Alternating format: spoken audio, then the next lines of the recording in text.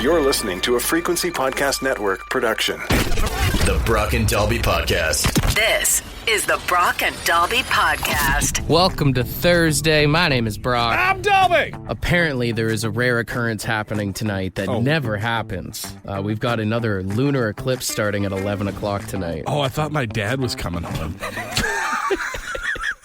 Another lunar eclipse, but it doesn't start until like almost midnight, right? Yeah, 11:57 is when it's supposed to be most visible, unlike your dad.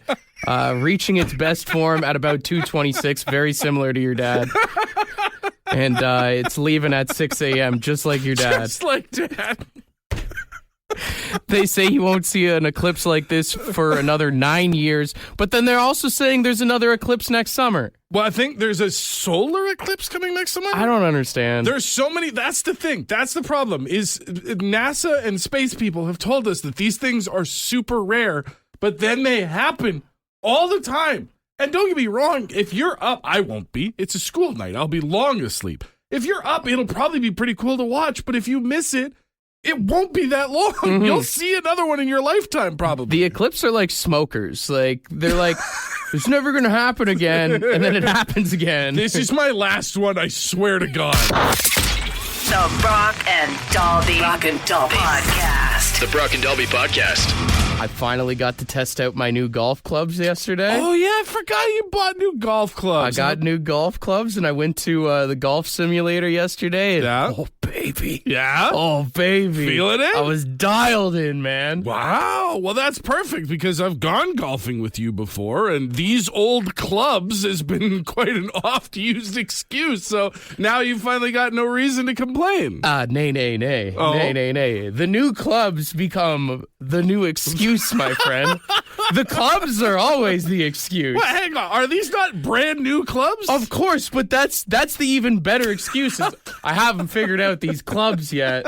Every golfer knows that's the excuse. Right. Oh, I see. Instead of it being like, well, these are old clubs. I bought them secondhand. They've lived their life. They're not useful anymore.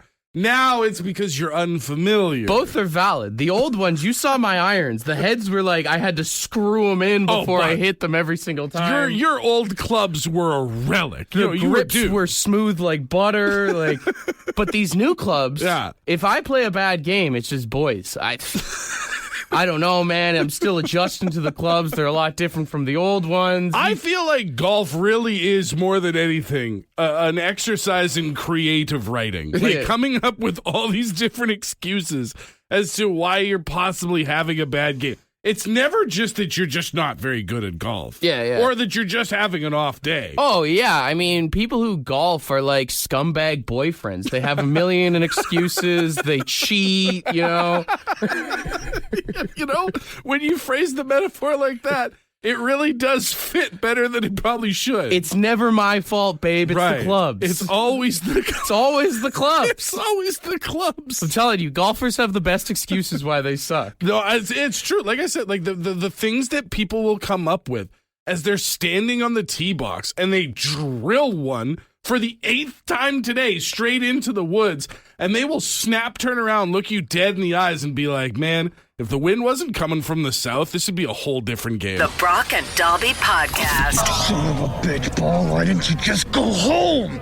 That's your home! Are you too good for your home? Answer me! We're talking about the best excuses golfers have on why they suck here this morning, and we've got a plethora coming in here.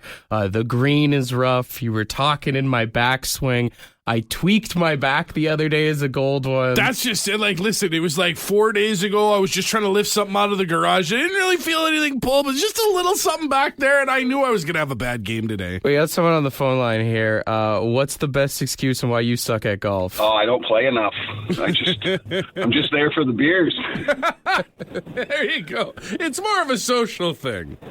Yeah, like the first, 6 holes, maybe half decent, just downhill after that. It's crazy that, like, playing golf is the only time where you can actually use alcohol as a legit excuse. They bring them to you, so it's hard not to. That's right. That cart comes over the hill on the horizon, and you're just like, well, there goes my game. Yeah. The sun's in my eyes now. There's the cart. It's all her fault. It is. It is funny, though, thinking about it, because I've also heard people, use beers like as the reason why they're playing bad. And then I've also heard people be like, I haven't got enough beers in me. That's just it. There's a fine line, right? Like if I have one or two, I dial in. I'm a little loosen bit. up. I focus a little bit. I'm not as stressed out. And then if I have that third one, well, it was a good try, but well, we're out of here now. It's the only time, like I said, that you can use drinking beers as the legit excuse. Right, the idea of using alcohol to find your way into the zone. Like, hey, boys, imagine trying that at work, right? I will start cranking out these spreadsheets. Just give me 3 Caesars first. Dude, Michelob's are my steroids. The Brock and Dalby Podcast. Doesn't it feel like it's just about time for an outside beer?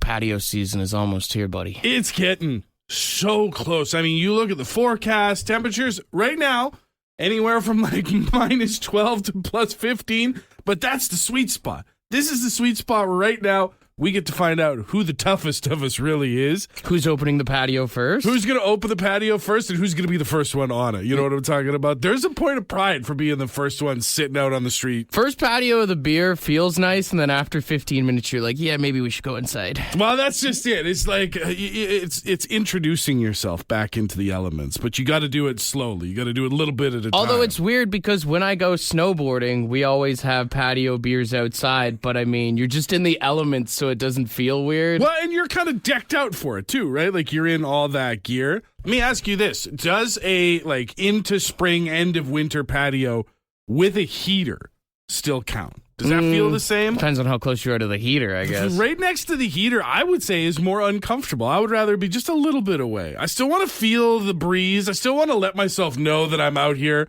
maybe earlier than I should, but I don't want to be shivering. I like patio beers as much as the next guy, but I've always thought what a bar or restaurant should do, build a garage.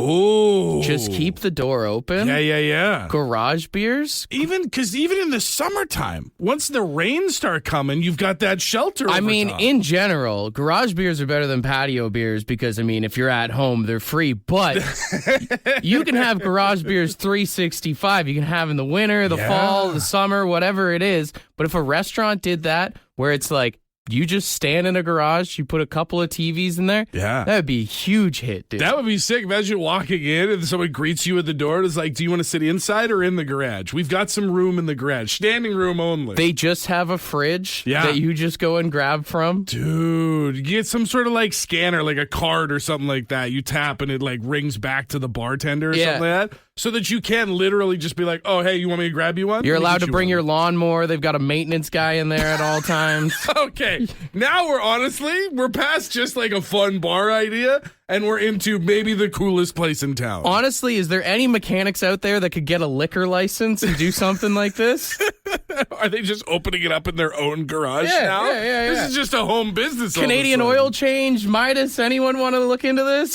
Just another $1 million idea from the Brock and Dalby show. Mr. Lube, you get your car lubed up and yourself lubed up at the same time? I don't think they could give you a beer and then give you back your keys. That feels problematic. This is the Brock and Dalby Podcast. There is an event going on tomorrow night in New York City at Madison Square Garden, one of the most famous venues in the world, called Battle of the Badges. And it's straight up boxing bouts between international firefighters and police officers. That's amazing. They're going to take firefighters and police officers from around the world, match them up, put them inside the ropes, and let them just punch the hell out of each other. Damn, I've seen, like, in New York, they do that with, like, the New York Fire Department, the police department, and they have all these different events where they go against each other. I didn't know there was, like, a worldwide one. Yeah, that's just it. Like, Battle of the Badges is a brand almost now because there are these hockey games all over North America. That's, like, a really popular thing. But now they're bringing in, from, like, all around the world, firefighters and cops, and they're going to let them duke it out. And I've been sitting on this since last night, since I first read that this event was happening. And I think I'm ready to come down on a side. I think I take firefighters in this one. Yeah, they're all pretty jacked. That's the thing. But then again, does that mean they can fight? That's the thing. So what I think this comes down to, because whenever you see like police training and stuff like that, and listen, this is not going to be like, we've all seen on TV, the kind of like obese cop, the obese firefighter. These are going to be just specimens. These are the creme de la creme. Feels like cops do a lot more combat training, but firefighters are just yoked. They're more badass, I feel like, too. I think so. And I think, like, in terms of a mental game, people talk about this from, like, boxing, mixed martial arts, all that stuff. There's a big mental game of, like, not being afraid of your opponent. If you can run into a building that's on fire, you can stand in a squared circle. I think what they should do is they should have a battle of the trades. Oh. And we could have like a big UFC, like the old school UFC kind of tournament. And you have guys from like different trades duking it out for like the championship. That would be sick. Oh, dude, put $10,000 in like a belt on the line and people would come from all kinds of walks Even of if you just had one of these and it was electricians versus plumbers, people would pay good money to watch that. I'm front row. Give me a table. I'll sit there and watch the whole thing. The Brock and Dalby Podcast. Let's get ready to rumble!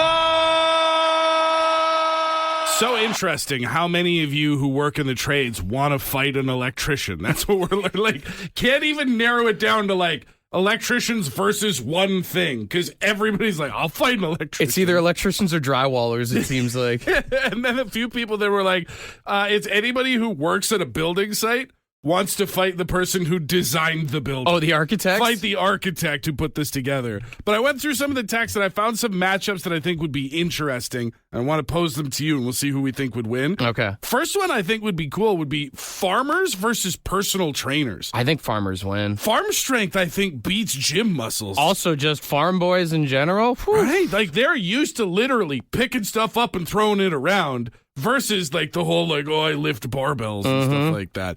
Truckers versus delivery drivers. Long-haul trucking versus in-and-out, like, package delivery. Oh, dude, I'm telling you, anyone who drives a Peterbilt can beat up an Amazon driver. I don't know, man. I think that, like, No? maybe not Amazon, because, like, a lot of that is, like, gig economy stuff. But I think, like, full-time, I've known people that work for Purelator. They got leg muscles, man. You ever stopped at a truck stop before? The things those guys see and have to deal with, they ain't scared of nothing, brother.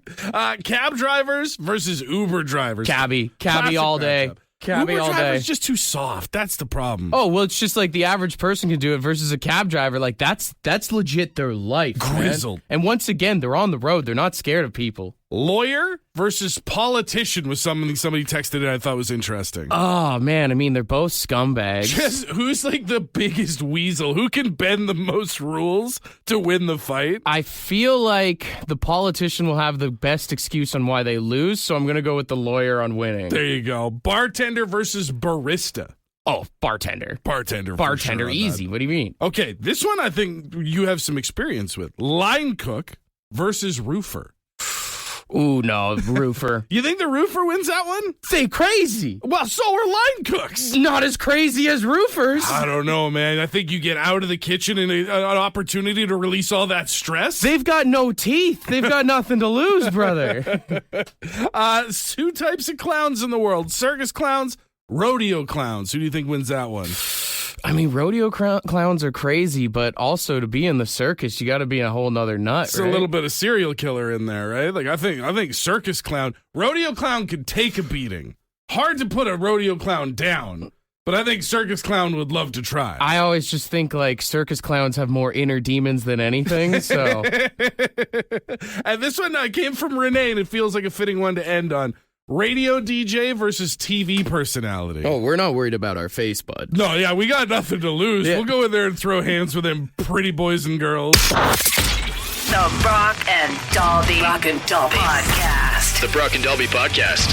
Here's a wild headline for you. You ready for this? Mm-hmm. Amazon rainforest cleared to build highway for COP climate summit. Just so hard to wrap my head around the idea that a climate summit, a gathering of world leaders and important people to try and figure out how to save the environment would require mowing down the rainforest. With that being said, I felt that it's only fitting that we do bad puns today. Oh, absolutely. Would you care to start, my friend? I would love to. So the headline is Amazon rainforest cleared to build highway for climate summit. To be fair, residents in the area have been pining for a new highway for some time.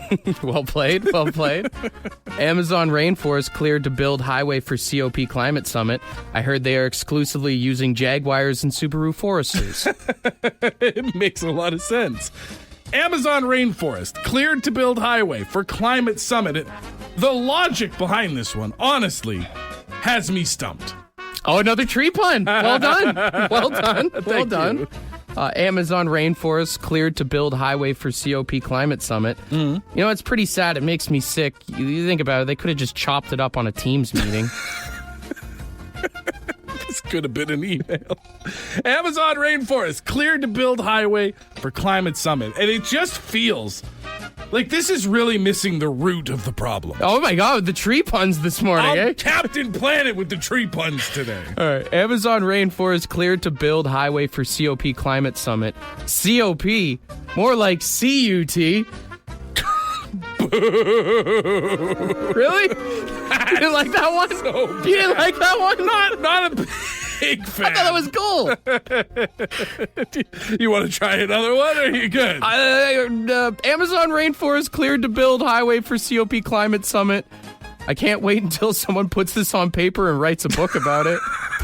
God damn it, man. That better? What are we doing? Is that more redemption? I don't know if I would call it redemption. Either way, it was all better than actually tearing down the rainforest.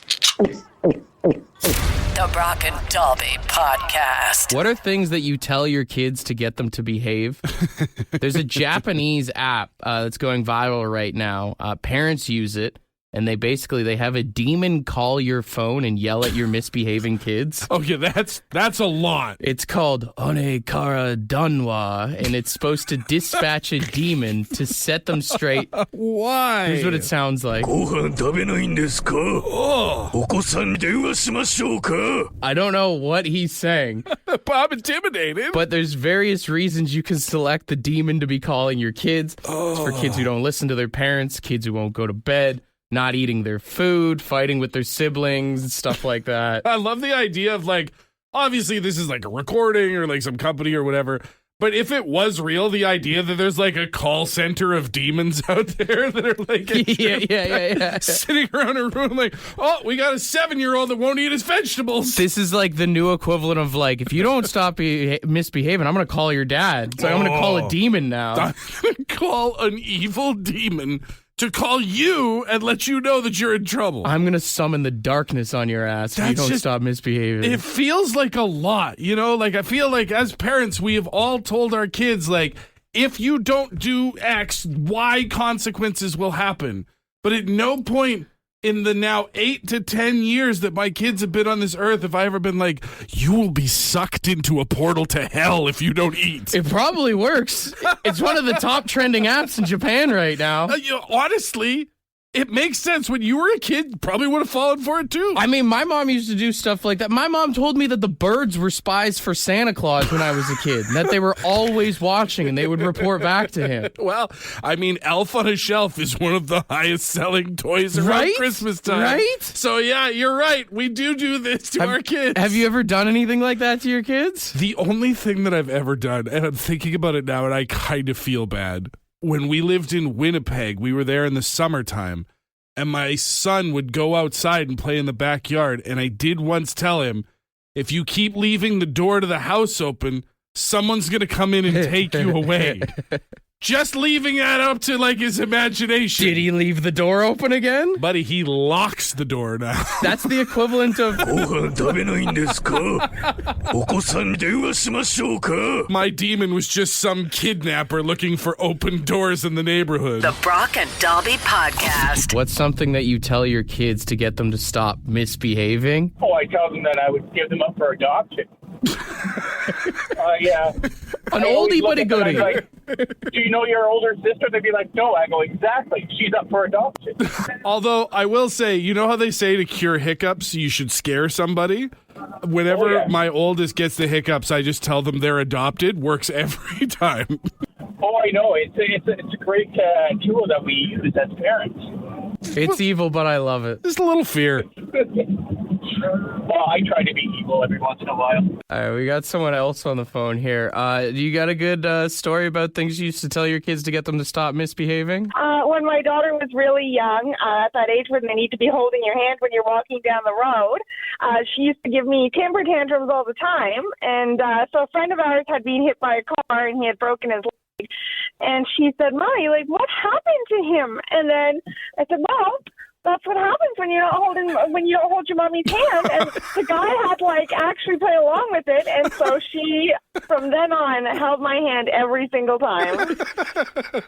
She's going to be in her 40s looking for someone to hold her hand. Yeah. Oh, that is amazing.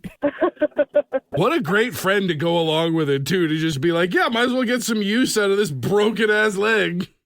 Yeah, it was amazing, actually. And I really appreciated it because it was like such a hard time with her. And after that, never a problem again. Awesome. Oh, thank you so much for chatting with us this morning. Oh, thank you. Oh, my God. We got so many great stories here on the text line at 762-555. Some of you and some of your parents, diabolical. That's the only way to describe this stuff. My favorite ones is just like I said, the threat of dad, of calling dad, a few people saying, what would your father think of this? See, that only works with some kids, though. Not all of us were afraid of our dads. If dad went to the store for milk, you couldn't be like, he's going to come home one day. Yeah, you keep pissing me off and your dad's going to come back. This is the Brock and Dalby Podcast. You should send a text 762-555. It's Texas Thursday. Ask us all your questions. Anything you want. Ask us all your questions. Send a text 762-555. Come on, send a text right now. Yeah. Come on, send a text to us. Come on, ask your questions now. 762-555. Come on, send your text right now. I had no idea the oohs were spelled E-W-W. Oh, I'm having so much fun. First text we got in here at 762-555 says, one bird in the hand or two birds in the bush? You always take one bird in the hand, right? What does that mean? It's like an old idiom. A bird in the hand is worth two in the bush. The idea is, if you've got a bird in the hand, sure, there's two in the bush, but who knows if you'll catch them? Why do you have a bird in your hand? Well, that part I don't know. I thought this was some sort of like euphemism. Well, it's a not like a dirty thing. It's basically meant to be like, you should be thankful for what you have instead of yearning for what you could have. Oh. That's the idea. Oh. Like, yeah, hey, if you got $20 in your wallet, that's not bad. Don't worry about winning the lottery. I got a bird in my hand. Hey, if you got a bird in your hand, don't go around telling people you got a bird in your hand. I got two. You want to see them? Someone says, is it weird to tell someone they smell good? I mean, no, it's very complimentary. I think it's just depending on how you do it. We have our coworker Riley will come into the studio after the show sometimes, and you're always quick to let him know if he's wearing a good scent. But you can't go up to someone and go, oh, God. Yeah, never lead with sniffing in any capacity, to be honest. But I think it's complimentary to someone to be like, hey, I just want to let you know, like, you smell really good today. You can't go, If management has already talked to you about your behavior, maybe keep it to yourself. But otherwise, I think it could be a friendly thing. What's one job you'll never do, even if it pays good money? Politics right off the bat. Yeah, sometimes we'll go on like a rant on the station and people will be like, Brock and Dalby for Prime Minister. No, that sounds We're awful. Also stupid, dude. You don't want that. Anything with heights, for sure. Both scared of heights, too. Yeah. And any sort of adult content, it's not for us. No. You know what? I'm never going to say never, because if times go south and I can make some money, I'm going to do it. I've seen you naked, brother. I'm not saying anybody should pay for it, but somebody might pay for it, all right? Do you think Gene Simmons ever bites his tongue? On his thoughts, no. But probably the thing's so damn long. You know what? I feel like you'd get used to it, though. And when he does, when he sticks it out, it doesn't look like it's been mangled at all. Like, you'd think if he was chewing on it on a regular basis, it would show some scarring. I feel like when he does, though, he still blames it on rock and roll being dead. The goddamn kids these days made me bite my tongue.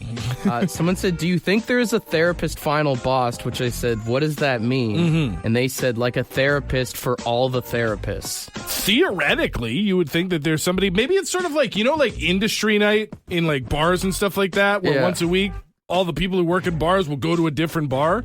Maybe there is like group therapy where every week a different therapist has to listen to all the other therapists. And they're just complaining about all their clients. Right, and they just get it all out, and then the next week, somebody else pulls the short straw and they have to listen. It's crazy to think that you go to therapy to vent your problems and your therapist goes to their therapist to vent about you venting about your problems. Your problems are their problems, but it's also their income. So, it balances out. All right, we'll wrap up with this one here. Got a text says, using movie titles only, how would you describe your last bowel movement? Oh, buddy, I'm on the Ozempic. It was Armageddon. Armageddon? Some mornings are worse than others. I was more of an everything, everywhere, all at once. The Brock and Dalby Podcast. The Brock and Dalby Podcast. Ed's word of the day. Let's see what he's got. Good morning.